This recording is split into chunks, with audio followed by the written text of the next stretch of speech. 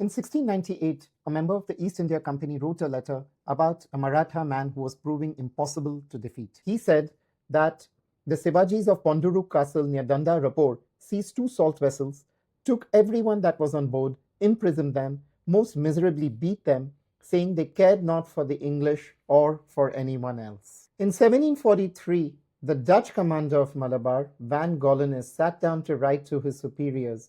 He had spent years trying to suppress the Maratha Admiral whose ships made the Arabian Sea unsafe for European trade.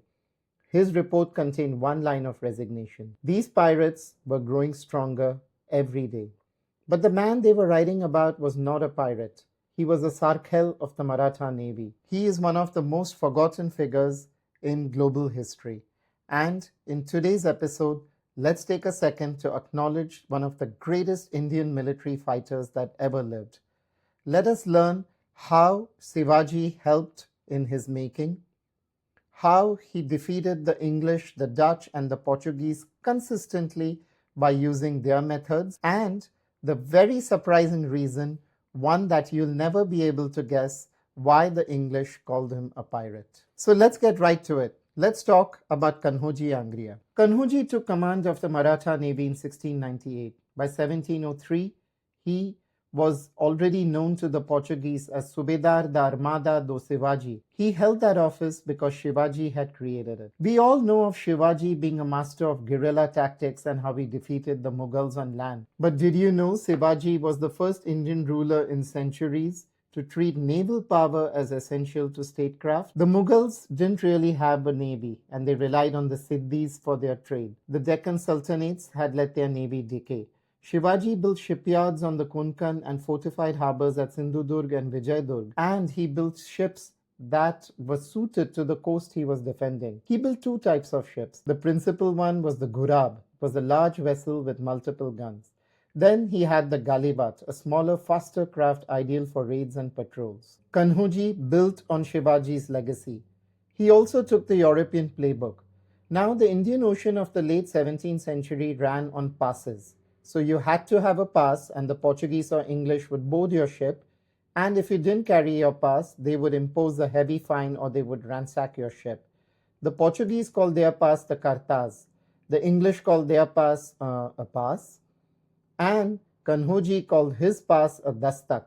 And if you were caught sailing in the Indian Ocean by Kanhoji without a dastak, he could seize your ship as a legal prize. So Kanhoji was doing what every other power had already done, and he achieved tremendous success doing it. In the oncoming years, Kanhoji ransacked several British ships, and then the English could take it no more.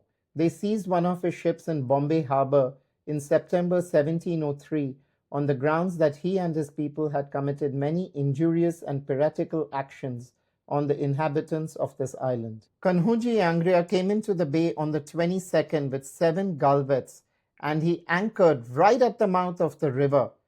And he kept defeating the navy, and he kept inflicting serious casualties on the British. The British saw that Kanhoji was much stronger than them, and they sent a messenger named William Reynolds to find him. Reynolds was to invoke the friendship the English nation had always had with Raja Shivaji and all his captains in subordination to him.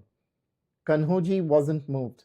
He said that the Shivajis had done many services for the English, but they never kept their word with him. He said they would seize whatever boats or vessels belonged, and he started taking a heavy toll on English shipping. In a single letter from Surat in March 1707, a company agent listed his recent losses: the Diamond of Madras, 12 guns, 26 Europeans, cargo near 2 lakh of rupees, and a Dutch hoy with 26 Dutchmen aboard, and several other smaller vessels. The Dutch too weren't having a good time. They demanded their ships back.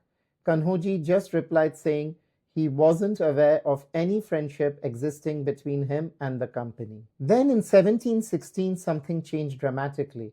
A new governor took charge of Bombay. His name was Charles Boone, and he tried to end the Angrian problem by force. In 1718, he attacked Khanderi, a small island that commands the harbour of Bombay. The fleet Boone assembled was a formidable one. There was the flagship Addison, company with the Dartmouth, Victoria, the Victoria, Revenge, and Defiance grabs. There was the Fame Gully, the Hawk Ketch, 2 bomb ketches, and 48 gallivats. They started bombarding the island on the 3rd. As many as 300 grenadiers and marines made 2 attacks. They were beaten off, and if you were to read the logs of a guy called Addison, he said, they were beaten off more by the force of stone, hove from the rocks, than fier arms. Then, in 3 years later, came a larger attempt. A combined Anglo-Portuguese force with 6,000 Portuguese troops and 4 warships and the British Royal Navy under Commodore Thomas Mathews attacked Kanhoji. They too were defeated by this master of naval warfare. The British were shamefaced. They couldn't take this military loss, so they looked for a scapegoat. And what they did was pretty unbelievable. They arrested Commodore Thomas Mathews, and they said Kanhoji didn't defeat him. Mathews was trading with Kanhoji, and he was prosecuted for trading with the Marathas. They arrested him for trading with a pirate. But why did the label of pirate stick? Calling Kanhoji a pirate was a strategy, and it had 2 purposes. The first was legal. Once a coastal polity was named a pirate state, the company gained a pretext to attack it without diplomatic cover.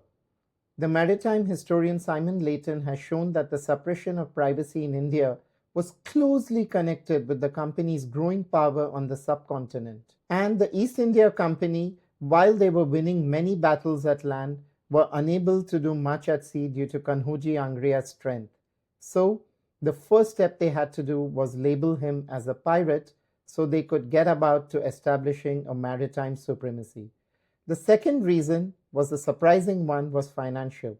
Every company ship sailing between London and Bombay had to be insured, and the underwriters charged premiums based on the risks reported from the Indian Ocean. The more dangerous the route, the higher the premium.